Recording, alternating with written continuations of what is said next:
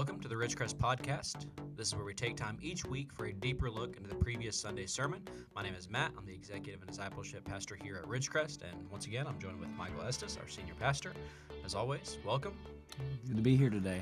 Looking forward to this. Yeah, we continued looking at Psalms of Praise. And as you mentioned in the sermon, that these were Psalms that God gave you a few months ago. Yeah. And as you mentioned, it really fit in well with where we are as a culture, and we touched a good bit on the racial injustice side of it last week in our podcast a bit, and this week, in the sermon specifically, you addressed it, and we'll continue to address that as well as other social injustice issues that need some attention, and we're going to kind of walk through that, here and kind of talk through some of those things. But, typically for the podcast, I'll come up with some questions that allow us to, improve as far as knowledge goes, maybe in certain areas, or look at some practical ways to serve others through it, or how we can, focus in on some discipleship aspect and all, try to be pretty diverse in these questions. However, this week, as I was kind of, thinking and kind of praying through the direction of our podcast, what I kind of came to was you presented some pretty good questions in the sermon and specifically in the letter that you addressed to the church. And so as I was kind of thinking through, I was like, why don't we just address those questions, and because, they were really good. And to kind of recap, your sermon in the Psalm of Praise, specifically, you get to see a glimpse of God's heart. You get to see, who it is that he cares for. And you get to see, how, you talked about how we can kind of look along those lines as well. And, specifically you brought some attention to, not trust, in princes, and talked about, how government leaders and, political figures are, people. And just as the scripture says, they are, sinners. And I think, we saw that through the scripture, and a lot of times we can find ourselves wrestling with that and, attaching ourselves to certain idols that you talked about, whether it be political figures or something else that absorbs our time or whatever it may be. But one thing you specifically said in the sermon that, really, just jumped out at me. You said worship cannot be authentic if devotion is divided. And I think that speaks volumes to where we are as a culture, because if we are truly seeking to worship God and praise God through our corporate worship, as well as, in our community and serving and reaching and all those types of things that we're doing, the only way it's going to be authentic is if our devotion is in one zero focus, and that's to Christ. We can't be divided based on, political figures or, this passion of mine or this hobby of mine or this idol, whatever it might be. Our devotion has to be centered and rooted in the gospel. And so I think that's kind of, where your sermon was. And so I wanted to kind of give a recap of that and then kind of thrust us into the discussion. And, you posed several good questions in that letter because you talked about this being God's heart, and we're just going to kind of walk through some of these and really just use this as an opportunity to look at some practical ways that we can make sure we are reflecting God's heart, the way that we should. And kind of the key question that's going to be kind of the undertone of all of this is the first one you asked, and you said, in what ways are our lives reflections of God's heart? Right. Over the past several weeks, we've looked at God's heart, and I think we've got to know him pretty well in that regard. This week, we got to see how he does care for social, justice, and how he does care for individuals of, various life, circumstances. Right. And so these questions all point back to that. Right. And so that's kind of what we're gonna look at. And before we jump in, there was one quote specifically that I wanted to read. This is a book that I read, I don't know, a year or two ago. It's called Dignity and Destiny, and it's all about the image of God and kind of looking and understanding what this, the Imago Dei means. And John Kilner, who wrote this book, does a fantastic job kind of walking through and looking at the issues and kind of looking at, how the image of God has been distorted in the past. Hitler used this idea of the image of God to justify what he was doing to the Jewish population. Right. And so he distorted, God's truth. And so he spends a great deal, speaking to it, addressing the concerns and all this, different aspects. And where he gets to is kind of talking through this idea of, we are all created in God's image, and we have this, we have to have this better understanding of image, and ultimately we're building this community, of believers, that reflect God's heart. And so I wanted to read just this brief paragraph that I think sets up our conversation well. It says, "Who exactly is this community? God has created all humanity in the image of God, specially connected with God and intended by God to reflect various godly attributes to God's glory. However, sin impedes the fulfillment of those intentions." You specifically mentioned that. You said it's not a system problem, it's a sin problem, in the sermon. It says, "In the incarnation, Christ comes to remove sin, establishing the opportunity for a much closer connection between humanity and God, and personally reflecting the attributes of God that humanity ought to embody. Since sin is precisely the reason that God's intentions for humanity and God's image have not been fulfilled, only those in whom sin has been eliminated can fulfill God's intentions. Those are the members of Christ's body whom God is conforming, transforming, and renewing according to the image of Christ."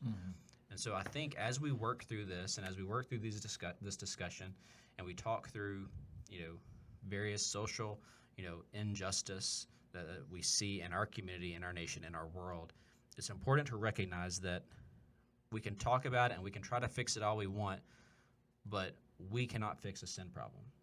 But the body of Christ, who has been redeemed in Christ, has the opportunity to initiate real change because we have the gospel. Yes. And I think that's exactly what you said in the sermon. And, Right. And so was there anything else you wanted to add before we jump into some of these questions? Well, I chose the word reflection for a very specific reason. A mirror can't reflect anything unless that thing is in front of it, right? All a mirror does is it just sends out whatever's in front of it, whatever is there before it. And so I think our hearts are that way. So whatever we put in front of our hearts is what's going to be reflected out. And so if we think about God's heart and what we see going on, we talk about our sin issue and that sort of thing, and Jesus dealing with our sin issue. If we aren't putting Jesus before ourselves and looking to him as the author and perfecter of our faith, as Hebrews puts it, then we're not going to reflect that. We're going to reflect whatever we put it in front of our heart, whatever we think is most important, whatever we value the most. And so I think part of the reason I chose it, when I asked the question, in what ways are our lives reflections of God's heart, I want us to understand that if God isn't the center, if the gospel of Jesus Christ isn't what's before us, we're not going to naturally reflect that out. It's just we're going to reflect our selfish desires, the things that we want the most, things that make us most comfortable, the things that satisfy us most easily, and that's what I was talking about earlier in the sermon when we talked about the idea of idols, right? The creation of I referenced 1 Samuel 8, where the people said, "Give us a king like the nations," so that we can be like these other people. They had put before themselves this image of all these other nations have kings. We should have a king too. And so their hearts reflected that. So that's the reason I phrased the first question that way. And ultimately, if we have the gospel in front of us, we will reflect that out into the world. And so that idea of being made in the image of God is such a pregnant idea. It's such there's so much meaning in it. There's so many things that we could touch on when it comes to that. But ultimately, what that means is that when we are right with God, and we are functioning and behaving in a way that accords with what God has told us in His Word, what the world is going to see is, in some sort of way, a reflection of God Himself. Yeah. And ultimately, that's the most important. If we think about the incarnation itself, the fact that we see in Jesus the very heart of God, in human flesh, perfected without the taint of sin at all, then we have a really clear picture of who God is. And that's ultimately what we should hope to share with the world, because if we really believe what we believe, the world's not going to be, there's going to be continual disappointment and frustration in the world, because they're seeking satisfaction. The world is seeking satisfaction in things that can't satisfy. Yeah, that's great. So as we reflect the things of God's heart and the things that God cares about, we get into this list of great questions you posed, and the first one was, do we mourn with those who mourn? And so I'm going to ask, how do we do that in our culture? Because it's very evident there are some people mourning in our culture. There are some individuals of color specifically who are hurting. So how do we mourn with those who mourn?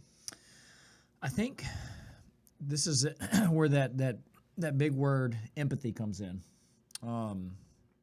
And there are multiple ways to build the concept of empathy. One of the ways that you can do that is to actually talk to people that are in the midst of that mourning and listen carefully to what they say, because their grief may be foreign to us. In fact, a lot of ways it probably will be. What we have to do is figure out, okay, if it bothers someone so much that this is going on, I need to understand why that bothers them so much. And again, this is not a natural thing for us. This is these are things that happen because the gospel is transforming us. It's not like, hey, I'm just naturally going to feel bad for other people. It's just, I mean, some people are more empathic than others, but I think you can cultivate empathy in your life, and that's what Jesus is ultimately calling us to do whenever he says, "Mourn with those who mourn." Right? But I think it's that. I think it's also we have to check ourselves and make sure that our hearts are not being hardened by the media's portrayal of the events around us, whether we like the media's portrayal or not. We're inundated with images and video and all of these things where we probably in so many ways have become desensitized to the suffering of other people. And we need to understand that there's I think I referenced this last week in our podcast. In Genesis 4, Cain says to God, am I my brother's keeper? The answer to that question is yes. And so, there is a sense in which, there's supposed to be a universal brotherhood. The word that I like, Richard Weaver uses this term in his book, Ideas Have Consequences. He talks about the difference between equality and fraternity. Equality is a kind of a man-made idea, which is an expression, ultimately, of the biblical understanding of fraternity. We are called to be brothers and sisters, and that's the reason that people have dignity and people, deserve rights and privileges that culture affords them and that God gives them ultimately. But that idea is not an idea of we're just equal for the sake of being equal. It's because we are all made in the image of God, and therefore we are all brothers and sisters. And so that idea of fraternity is, I think, a big part of this concept of mourning for those who mourn. When my brother mourns, I should mourn. Because I love my brother. And so ultimately, I think we have to understand that there is a universal brotherhood, a universal family that we're a part of.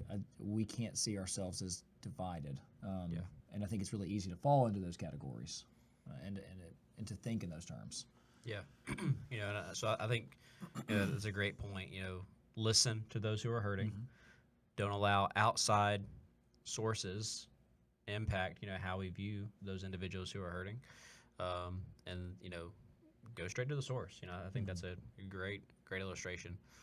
So on that idea, while we want to mourn, and we want to show empathy to individuals who are in those situations, how do we advocate for justice to the oppressed? Yeah, this one's a little bit harder because we may not all have avenues to do this, right? There are going to be some of us that have we're in the legal system. We're lawyers, judges, law enforcement. So there are going to be people among us that are going to have the opportunity to do this. And I'll be honest with you, as I shared my statement, I know that we have members of our congregation that are involved in law enforcement that do advocate justice for the oppressed. They're working hard right now to do that. And I was talking with Stephen before this. Ultimately, their jobs have gotten exponentially harder, and for lots of reasons. Because some people have not been doing this. Some people have actually fighting for injustice, and so I think what we do as believers is when we see injustice, we say something about it. Yeah.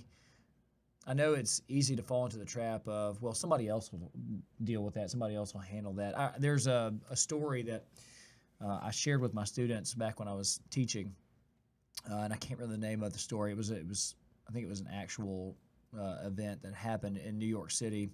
There was a lady that was returning home from her workplace. She worked in a diner, I think, and she was walking back home, and a man had followed her home and caught her and stabbed her several times. Well, she lived in an apartment complex, and she was right by the apartment complex, and the people in the apartment complex heard her screams, but they didn't do anything. Well, the guy, like, I think some people opened their window and maybe said something out the window, and he ran away.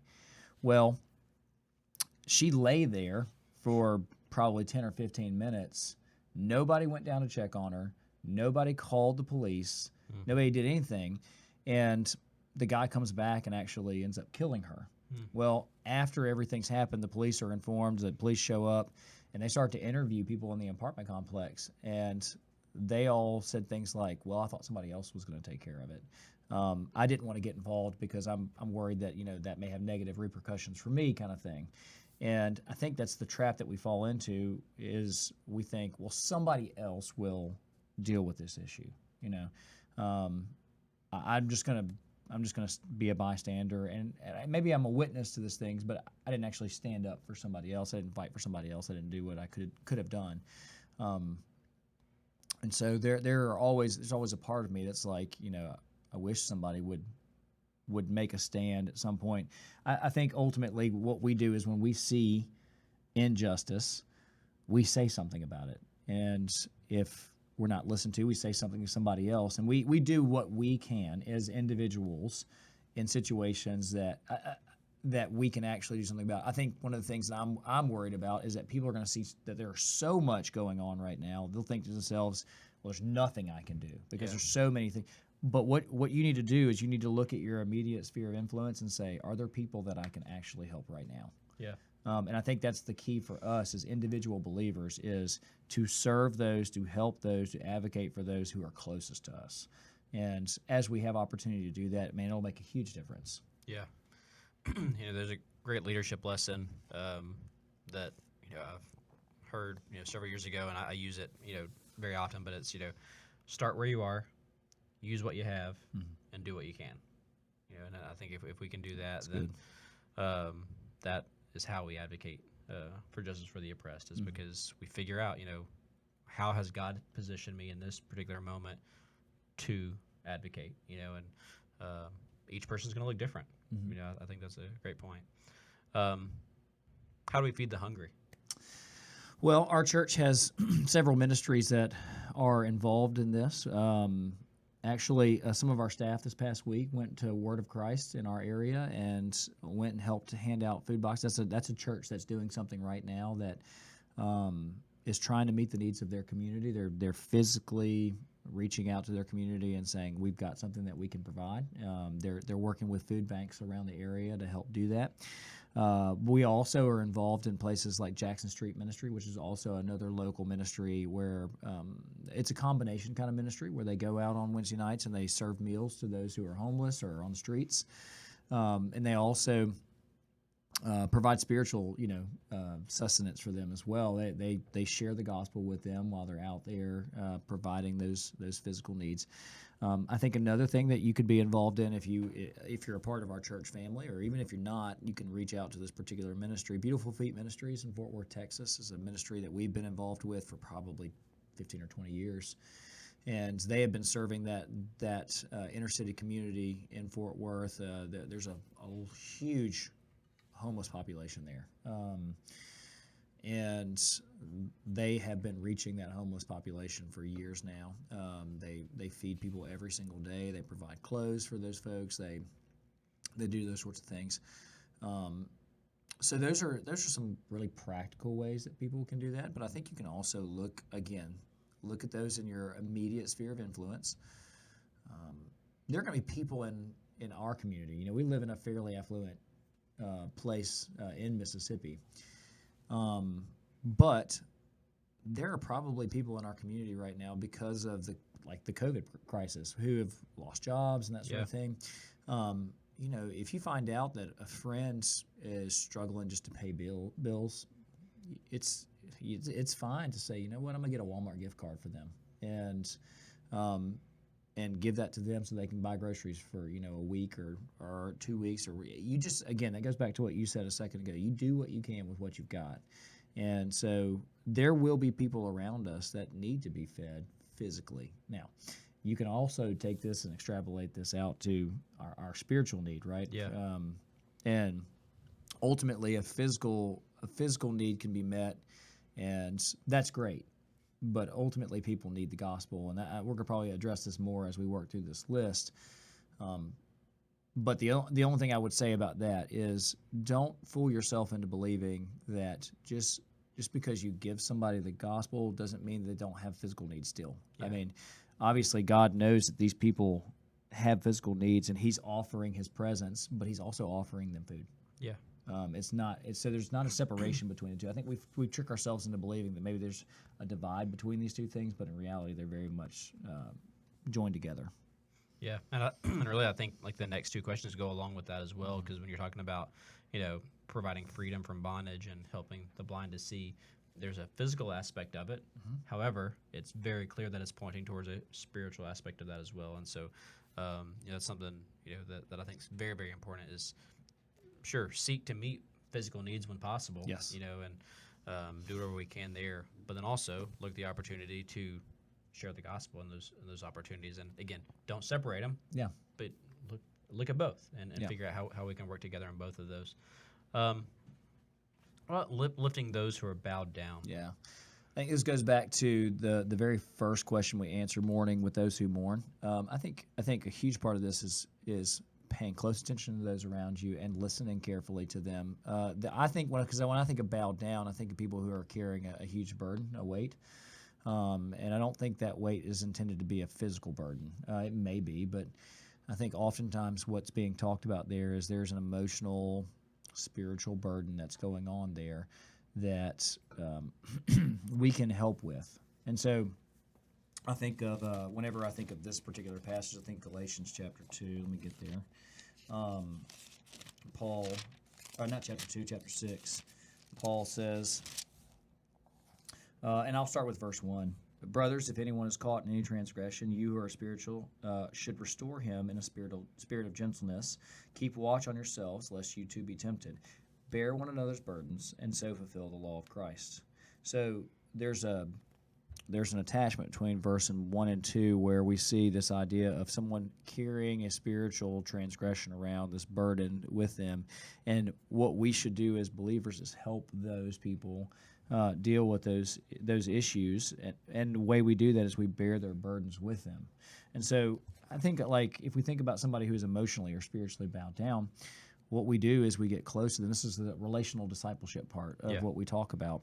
We get close to them and we do what we can to help them with those. But maybe it's something that we've struggled with. I think that's one of the key ways that we can really disciple somebody is we use our personal experiences that we have, things that we've gone through, that God has given us help with, has shown us, truth, He transformed us, and we walk them through, our walk. Now, it doesn't mean that they're going to be the same, but when we experience these things, I mean, Paul says that in 2 Corinthians chapter 1, that when we are afflicted, God is sometimes giving us those afflictions that we can help those who are going to be afflicted. Yeah. And so, in the same sense, if we know somebody's bowed down and we've been through that, we know what it means to go through that, we can come alongside them and bear their burden, lift them up, literally, as they deal with those things, and we can hopefully help them through those things. Yeah. How do we protect the foreigner? It's a good question, because it's one that I think societally and culturally we're really trying to figure out. I think that immigration is an incredibly complicated issue legally. There are, obviously we have laws in our country that we've put in place. We as believers, while we are encouraged to keep the laws of our country, and we ought to, as long as they don't conflict with God's moral standard. I do think that there's a sense in which I don't think a foreigner necessarily as somebody who is illegally in our country or anything like that. I think of foreigner as anybody who is an outsider, somebody who doesn't feel like they have a place to fit. Because if you think about the concept of foreign and being home, I'll give you an example. I'll never forget the first time I felt like a complete outsider. My wife and I went on our honeymoon, and we flew down to Mexico City. I knew a little Spanish. She knew a little Spanish, not enough to actually work our way around the culture. We were pretty much lost when we landed. There was nobody who spoke our language. I was surprised by this. I shouldn't have been, but we were in the airport. Nobody spoke our language. We couldn't find our gate. We didn't know how to look for our gate. We didn't know where anything was, and we felt like complete outsiders. That was a scary feeling. To not be able to speak the language, to not be able to relate to other people. And so think about that in terms of anybody who feels like an outsider. People who show up to our church, do we make it friendly for those who show up to our church? Do we make them feel like there's a language that they can speak with us, that there's a shared way of life that they can be a part of? Or are we kind of closed off and you have to get into the club, right? You have to learn the language and you have to assimilate yourself to the culture. And so, how open are we when it comes to those sorts of things? I think that's a way that we can provide a place of safety and refuge to those who feel like outsiders. And that's a simple way as far as, is there a secret church language that we speak here at Ridgecrest that you have to learn in order to be a part of the club? Or are we able to speak the language of those who maybe are coming from the outside looking in, and do we make them feel welcome? That's a little thing. Yeah. I think there are probably other things that we as believers can do. We can look at our culture around us, look for those people who naturally feel like outsiders. So if we go back to the concept of race, my neighborhood's fairly diverse. We've got culturally, we have a pretty wide range of people in our neighborhood. We've got some folks that are white, some folks that are African American, some folks that are from the Middle East. So we've got kind of a wide range of people. Yeah. Asian. I know that we have several Asian neighbors. I can't talk today. That's a tough word. It is. Neighbor is a tough word. It shouldn't be, since I see it in the Bible so much. But so they maybe don't feel like outside, but maybe you have a neighborhood that's not as diverse, and you have somebody that moves in that doesn't fit what the rest of the neighborhood looks like. Well, I mean, you can be the person that makes that person feel at home. Yeah. Welcome. As a believer, that's something that we can do. And those are little things. Yeah. I don't know if it's as big as trying to fix immigration laws or like anything like that, but I think those are things that we can do and be very effective as far as reflecting God's heart in that way. Yeah, and one thing that we have here as part of our church is the ESL ministry. Mm-hmm. As a fantastic opportunity to help individuals learn to communicate, using English and using the language, here, and just to, again, providing that resource to help so they don't feel as outside. Yeah. And Paula Smith does a great job discipling those individuals, and fantastic things. And then also, I think our deaf ministry is another form of a new way of communication, where of course Susie Grothe leads that on a Sunday morning, but then also throughout the year she'll teach and help people learn how to communicate like that. And anytime we can step out of our comfort zone and to help others feel included and bring people into the family of God, then I think that's great. Do we support, or how do we support orphans and widows?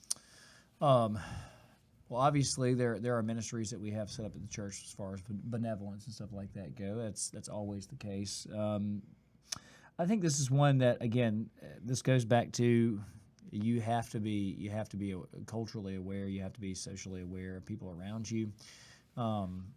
Every church is going to have situations where because the word in my ESV wasn't actually orphans, it was fatherless, and unfortunately, we live in a world where there are a good number of homes that are fatherless homes. What are we doing to help single mothers as they, try to be parents to their children? Are we providing supports and stuff like that for those? So that was one thing that I got to try to do as a teacher. When I was teaching, one of the things I took very seriously was I had young men, young women in my classroom that didn't have a positive male influence in their life, and so when I could, I tried to be that for them, and provide advice for them when they ask for it. And I don't think we impose ourselves on them, but that's something that we can do. I think another thing, we talked a good bit about coaching youth sports. As an individual believer, one of the things that you can do is you can go out and participate in your community by doing those things. And what you're going to do is you're going to come into contact with lots of different family situations that are all over the place. You'll have I have been around families that have experienced divorce, families that have again single mothers, and we can be that positive influence and that extra support system for them in that situation. Again, as a way of bearing one another's burdens. So those are things that we as individual believers can do, is participate in our community in a meaningful way to provide extra supports for those who are probably, life is going to be much more, I won't say more difficult to the point of like they can't do it. That's not what we're trying to say when we're trying to support them. It's more along the lines of we want them to experience a life that's not burdened by so much difficulty that there's no enjoyment of, raising children, no enjoyment of, just financial comfort, those sorts of things. Yeah. And so we have to be on the lookout for opportunities to do those sorts of things. So that those are little things that you can do. I think one of the things that we can improve on is ministries in this particular area. One thing that I've seen some churches do is create tutoring and mentoring programs that are specifically targeted at those who are in these categories, and that provide supports for those sorts of folks. Yeah.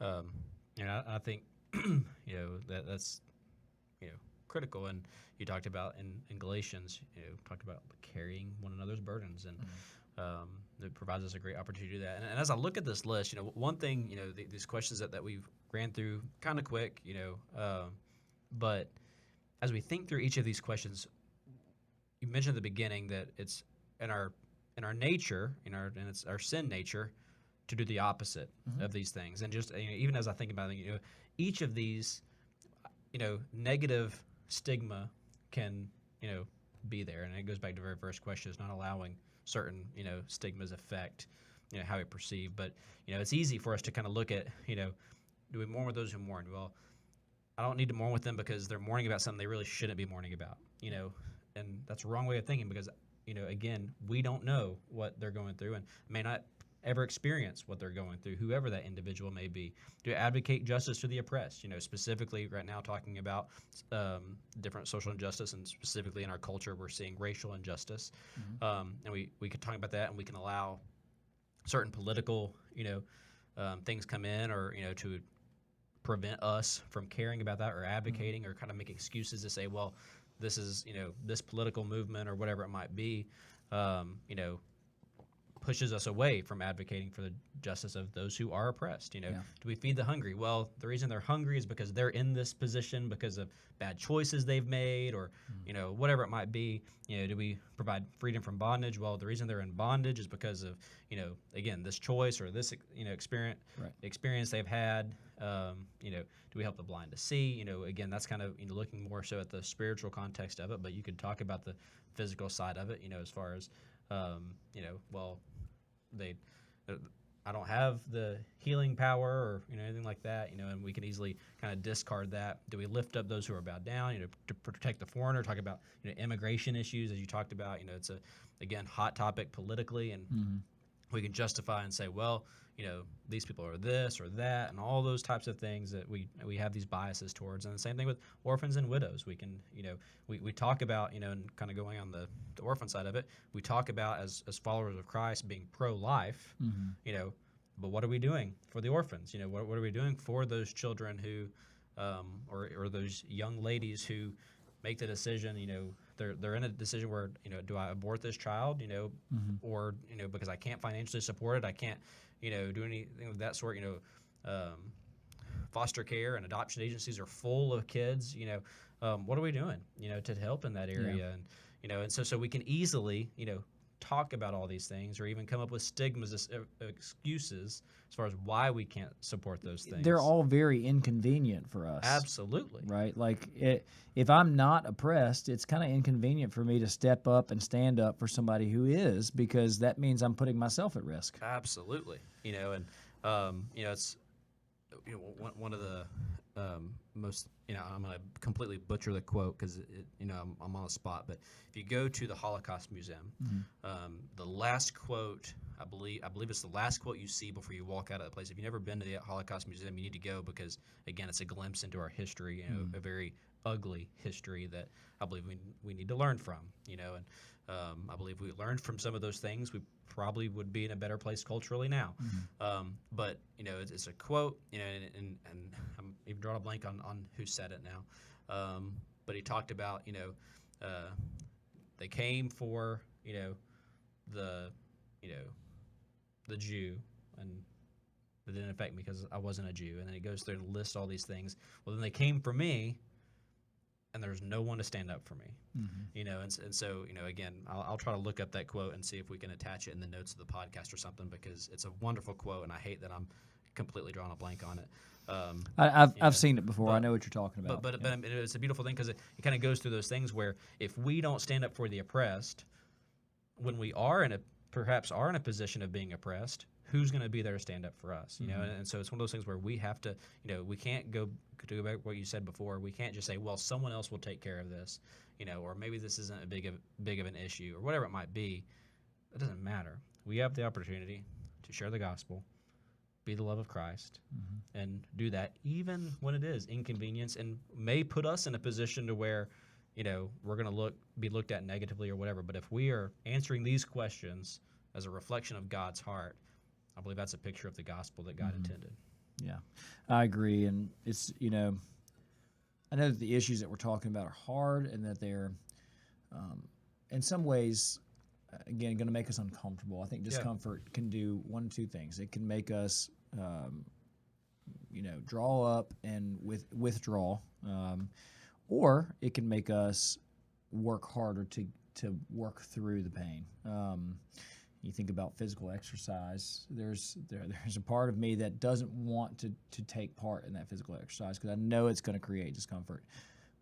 But after I do it, it's worth it because I'm a different person because of it. I've been transformed physically because of it. So in the same way, when we do these things, when we participate in reflecting God's heart, it will transform us in a way that's much more beneficial to those around us and to ourselves, and ultimately, the world will be a better place in the sense that the world will see that there is a God that loves them and that cares deeply about their hurts and is not far off, but is close. And that's one of the ways that we can do that. So, anyways, I've enjoyed talking about this. I think it's an important.